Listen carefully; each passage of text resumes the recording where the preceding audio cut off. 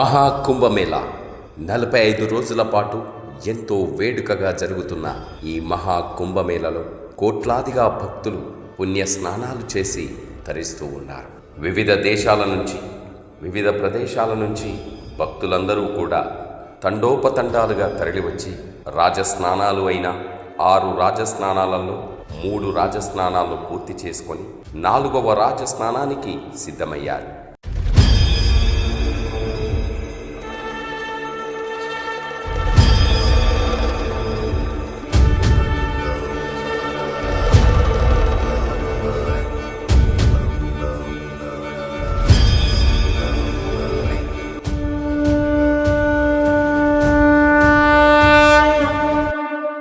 ఫిబ్రవరి 3వ తేదీ వసంత పంచమిని పురస్కరించుకొని గంగా, యమున, సరస్వతి ఈ నదులలో ఆ సంగమం ప్రదేశమున భక్తులందరూ కూడా 4వ రాజస్నానాన్ని చేయడానికి ఎంతో ఆసక్తిగా ఎదురు చూస్తున్నారు. ఈ కుంభమేళ ప్రదేశంలో చదువుల తల్లి శ్రీ సరస్వతీదేవి ఆవిష్కృతమైన ఆ పర్వదినాన ఇక్కడ ప్రవహిస్తున్న గంగా, యమున అంతర్వాహినిగా సరస్వతి ఒకే దగ్గర సంగమంగా ఏర్పడే ఈ ప్రదేశంన 4వ రాజస్నానాన్ని భక్తి శ్రద్ధలతో ఆచరించనున్నారు.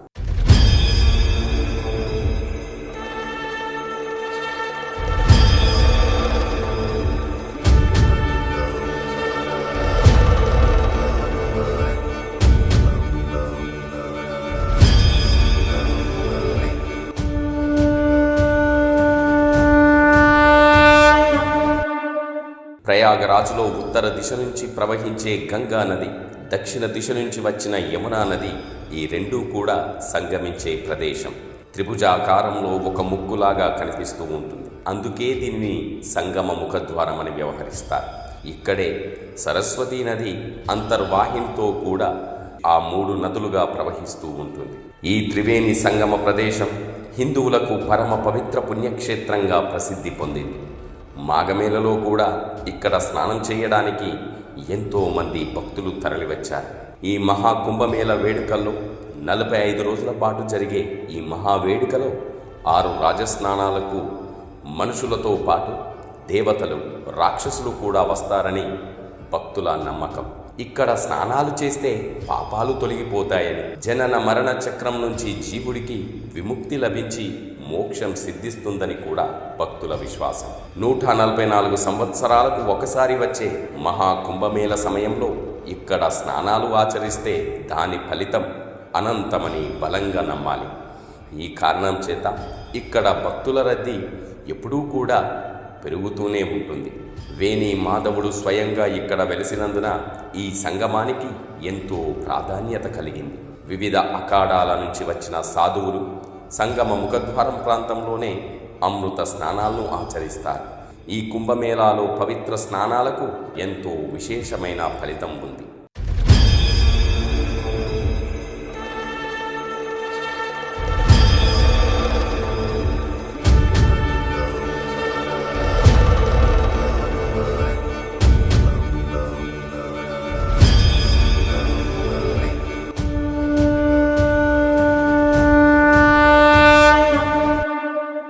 ఇక్కడ ప్రవహిస్తున్న ఆ సంగమ ముఖద్వారం వద్ద యమునా నదిలో నీరు లేత నీలం రంగులోను, గంగా నదిలో నీరు కొద్దిగా బురదగాను కనిపిస్తాయి.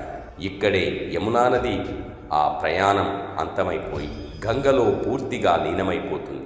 ఇక్కడి నుంచి గంగా నది బనారస్ దిశగా ప్రవహిస్తూ ఉంటుంది. కుంభమేళాలో ఈ ప్రాంతాన్ని సంగమఘాటుగా గుర్తించారు.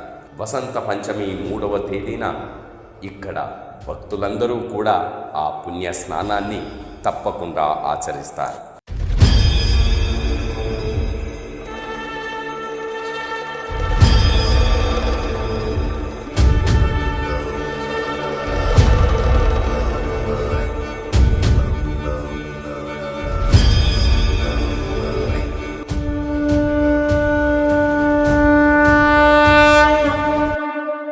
ప్రతి నిత్యం కూడా ఈ మహాకుంభమేళాలో భక్తులు లక్షలాదిగా, కోట్లాదిగా తరలివచ్చి అమృతధారలుగా ప్రవహిస్తున్న గంగా, యమున, సరస్వతి నదుల్లో ఆ పుణ్య స్నానాలను ఆచరించి తమ పాపాలన్నింటిని కూడా భక్తితో కడిగేసుకుంటూ ఉన్నారు.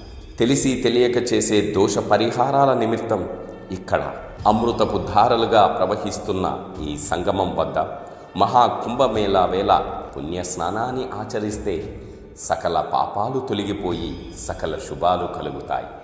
ఓం నమః శివాయ.